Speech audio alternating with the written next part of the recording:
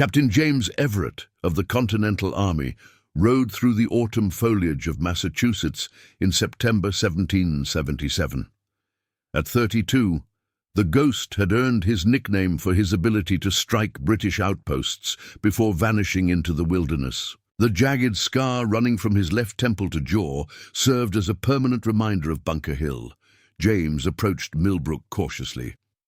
The town's loyalties were divided, with families supporting both sides. His mission: collect intelligence from Edward Richardson, a Patriot sympathizer who maintained public neutrality. As he neared the Richardson estate through the orchard, James spotted a young woman sitting alone beneath an apple tree, completely absorbed in a book. She was perhaps 20, with chestnut hair and delicate features, wearing a simple blue dress. James stepped deliberately on a branch, creating a sharp crack. The young woman didn't flinch or look up. Understanding dawned. He moved into her line of sight, and only then did she notice him, eyes widening in alarm as she scrambled to her feet. James raised his hands to show he meant no harm, then pointed toward the house with a questioning look. After studying him intently, she nodded once and gestured for him to follow. At the back entrance, she held up one finger instructing him to wait, then disappeared inside. Minutes later, Edward Richardson himself appeared. "Captain Everett, we feared you might have encountered trouble." "Caution dictated a more circuitous route," James explained, accepting the older man's handshake. Inside Richardson's study, the older man nodded toward the door. "I see you've met my daughter Catherine." "Not formally," James replied. "Deaf since birth," Richardson confirmed. "Though you wouldn't know it from her intelligence. Reads lips better than most hear words." After sharing the requested intelligence, Richardson poured brandy and explained their increasingly dangerous position. "My brother-in-law, Charles Hammond, has been appointed magistrate. He's a devoted loyalist who has long disapproved of Catherine's unmarried state. Now he speaks of having her removed to his household for her own protection." "You believe he suspects your Patriot sympathies?" "I believe he covets my land and sees my daughter's situation as leverage," Richardson said bluntly. "Have you considered relocating?" James suggested. "This land has been in my family for 3 generations. I won't abandon it."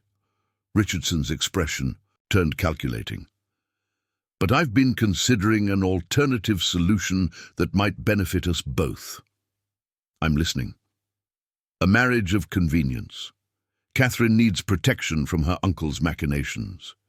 You need a respectable cover for your intelligence activities. As my son-in-law, you could come and go freely without suspicion." James stared in disbelief. "You would offer your daughter to a stranger?" "I offer a practical arrangement to a man whose character General Washington has vouched for," Richardson countered. "Catherine understands our precarious position. She's agreed, provided you treat her with respect." "I would need to discuss this with her directly," James insisted.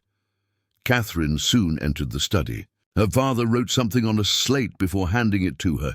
She read it, then looked directly at James without hesitation. Taking the chalk, she wrote her response and handed the slate to James. "I understand this arrangement is practical, rather than romantic," he read. "I require respect, kindness, and the freedom to manage this household. In return, you gain a safe haven and respectable cover. Are these terms acceptable?" James was struck by her directness. Taking the chalk, he responded, "Your terms are reasonable, but are you certain you wish to bind yourself to a soldier with uncertain prospects?" Catherine replied, "I have property enough for both of us. What I lack is protection in these uncertain times. You need not concern yourself with affection or traditional obligations. This is a contract of mutual benefit." 3 days later, James and Catherine were married in the Richardson family parlor, with her father and the local minister as witnesses. During the brief ceremony, Catherine watched James's lips, nodding at appropriate moments. When pronounced husband and wife, James placed a gentle kiss on her forehead rather than her lips. That evening, alone with his new wife, James wrote on the slate, "I will sleep in the adjoining dressing room. You need not fear any expectations. From me." Catherine read his message, then met his gaze before writing, "I am not afraid of you, Captain Everett." James wrote, "James, if we are to convince others of our marriage, you should use my given name." She smiled, a genuine expression that transformed her serious face, and wrote simply, "Good night, James." In the quiet of the dressing room, James stared at the ceiling and considered the bizarre turn his life had taken. He had come seeking information and departed with a wife. A deaf wife he barely knew, in an arrangement more strategic than personal. Yet, as he drifted towards sleep, the image of Catherine's smile lingered in his mind, unexpected warmth in the midst of war's cold calculations. The weeks following their hasty marriage established a cautious rhythm. James divided his time between intelligence missions and maintaining the appearance of a gentleman farmer settling into married life. Catherine managed the household with quiet efficiency. Their primary communication remained the slate, though James had begun learning the rudimentary hand signs Catherine used with her father and trusted servants. These moments of instruction often became the most comfortable between them, sitting before the fire, Catherine patiently correcting his clumsy attempts. "You're improving," she wrote one October evening, after he had successfully signed a simple greeting. James flexed his hands, calloused from years of sword and musket. "They're better suited to weapons than words," he replied on the slate. Catherine surprised him by reaching out to touch his scarred knuckles, forming his hand into the sign for strong. The unexpected contact sent a warmth through James that had nothing to do with the crackling fire. Their personal arrangement remained chaste, with James occupying the dressing room each night. Yet in public, they performed the role of newlyweds convincingly. James found himself naturally offering Catherine his arm when they walked into town, or placing a protective hand at the small of her back. She, in turn, would straighten his collar before Sunday services. Small domestic gestures, creating an impression of genuine affection. The deception worked as intended. James's presence at the Richardson estate raised few eyebrows, despite his known continental sympathies. Catherine's Loyalist uncle, Magistrate Hammond, could only watch with frustration as his plans to control his niece's inheritance evaporated with her marriage. In early November, their routine faced its first serious test. James received urgent orders to join Washington's forces near Philadelphia, with no certainty when he might return. The prospect of weeks away from Millbrook, away from Catherine, created an unexpected heaviness in his chest as he packed. Catherine entered as he buckled his sword belt. She carried the slate on which she had written, "When do you leave?" "Dawn tomorrow," James replied, both in speech and clumsy signs. "Washington needs every officer. The British have taken Philadelphia." She nodded, writing, "I feared you might not return." Each day without word grew heavier than the last. "I gave my word," James replied, though there were moments when keeping it seemed beyond my control. Catherine studied him before writing, "Something has changed between us." It wasn't a question, but a statement of fact. James nodded, setting aside the slate to sign. "I entered this marriage for practical reasons. I returned to it with different feelings." Catherine's eyes widened slightly. Taking up the slate again, she wrote, "What feelings?" James searched for words to bridge the gap between them, not just the silence of her world, but the careful distance they had maintained. Finally, he wrote simply, "I missed you, not as a convenience or an ally, as my wife." Color rose in Catherine's cheeks. Her response came after long consideration. "I have thought often of our last night before you left. When you brushed my hair, I wished you hadn't stopped." The admission broke James's hesitation. He moved to kneel before her, taking her hands in his.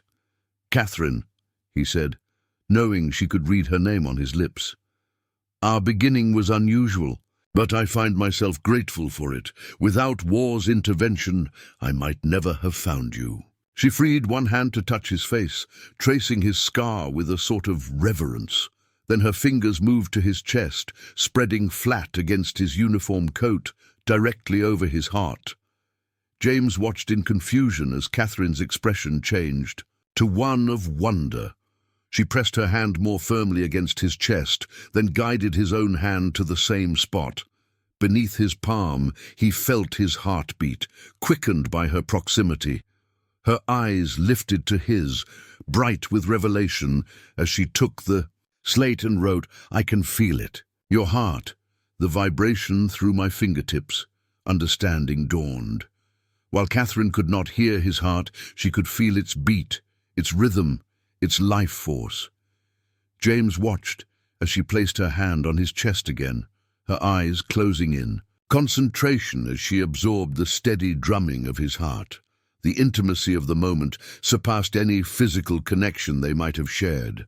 She was experiencing him in a way uniquely her own, not through sound, but through vibration and touch.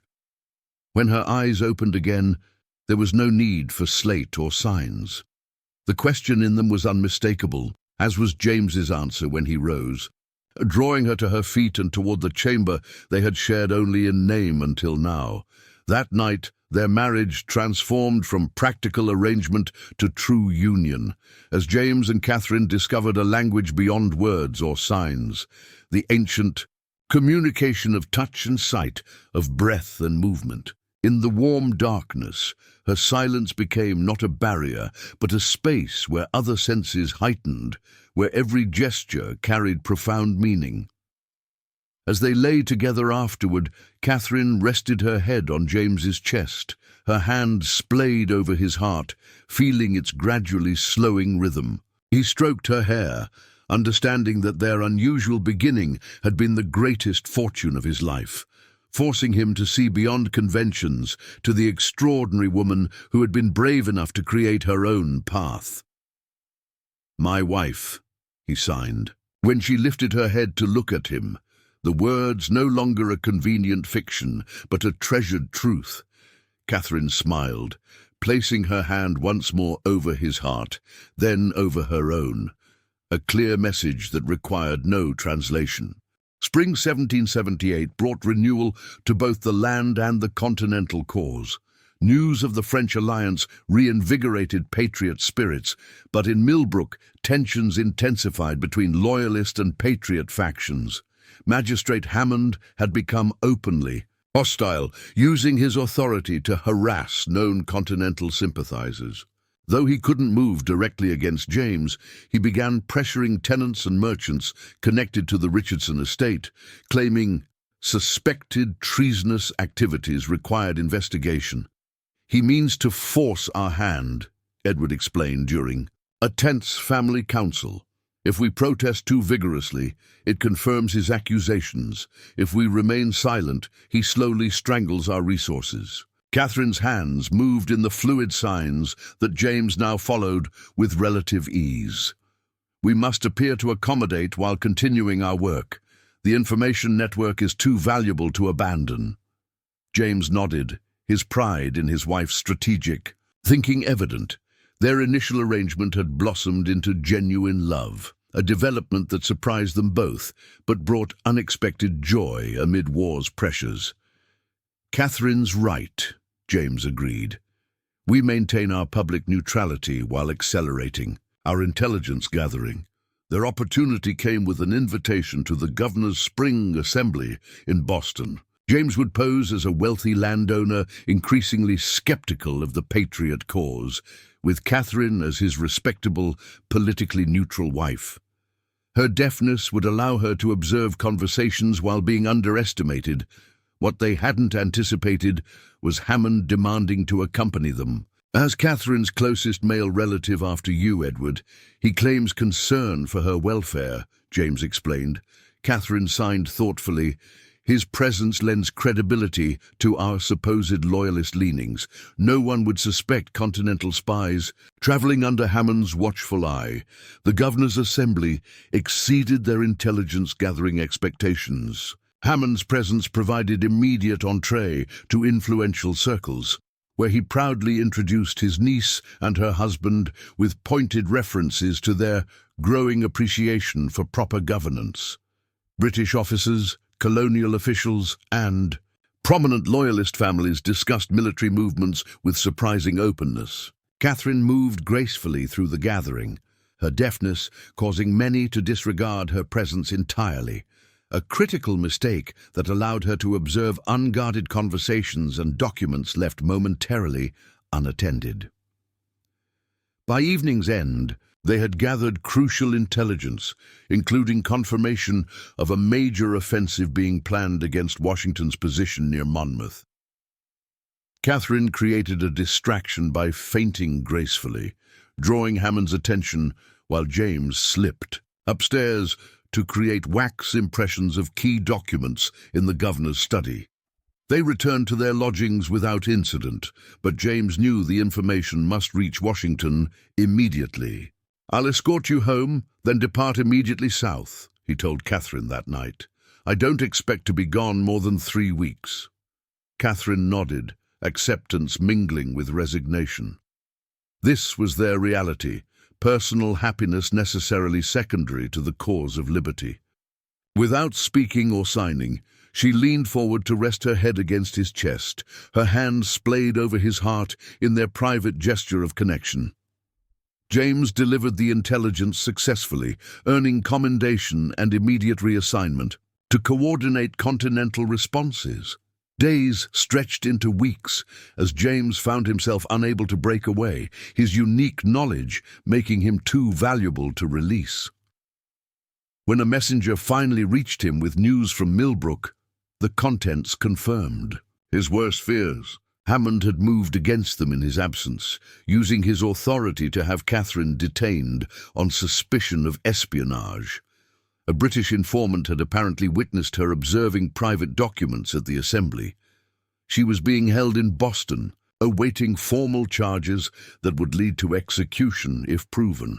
With Washington's unofficial blessing, James traveled north in disguise. In Boston, he connected with their intelligence network, learning Catherine was held under heavy guard, her trial scheduled for the following week. The rescue plan came together with desperate speed, a combination of bribery, deception, and calculated risk. Hammond unexpectedly provided the crucial opening. Torn between loyalty to the crown and reluctance to see his niece executed, he arranged a family reconciliation visit before the trial. Using this opportunity and evidence of Hammond's own past support for the Patriot cause, James secured his reluctant cooperation. The escape from the jail itself proved surprisingly simple, but at the city's western checkpoint, Catherine and Edward were surrounded by British soldiers. James created a distraction by sending an unattended wagon rolling downhill toward the checkpoint. In the resulting chaos, Edward pulled Catherine away from their guards. James intercepted them, and together they fled through a series of increasingly rural lanes. After 10 days of traveling by night and hiding by day, they reached Millbrook. The house had been searched by British soldiers, but still stood. That evening, Edward outlined his arrangements, positions for them in Philadelphia, Catherine as a teacher for deaf children, Edward as a congressional clerk, and James with Washington's command when he chose to rejoin military service. Later, alone, in their chamber, Catherine's questioning gaze prompted James to address her unspoken concern. "You're wondering if I intend to return to active service," he signed. Catherine nodded, her expression carefully neutral. "It's your duty. I've never asked you to abandon it." James took her hands, guiding them to rest against his chest where she could feel his heartbeat. "My duty to country remains," he signed once she could see his hands again. "But these events have clarified my priorities.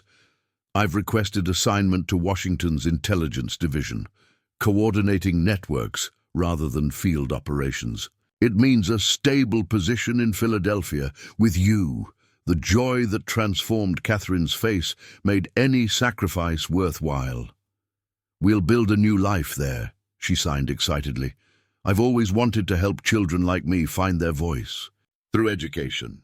And I've always wanted my wife safe and by my side," James replied, drawing her close. "Recent events have proven we're stronger together than apart." As they prepared for sleep, Catherine rested her head on James's chest, her hands spread over his heart, feeling its steady rhythm, the most meaningful sound in her silent world, and the bond that had transformed a marriage of convenience into a union of profound love. Outside, America continued its painful birth through revolutions. Fire! Inside, James and Catherine held fast to the personal liberty they had found in each other, a revolution of the heart that would sustain them through whatever challenges lay ahead. Thank you for joining Captain Everett and Catherine on their journey. If you enjoyed this tale of unexpected connection during America's fight for independence, subscribe to our channel for more inspiring stories of heroism throughout history.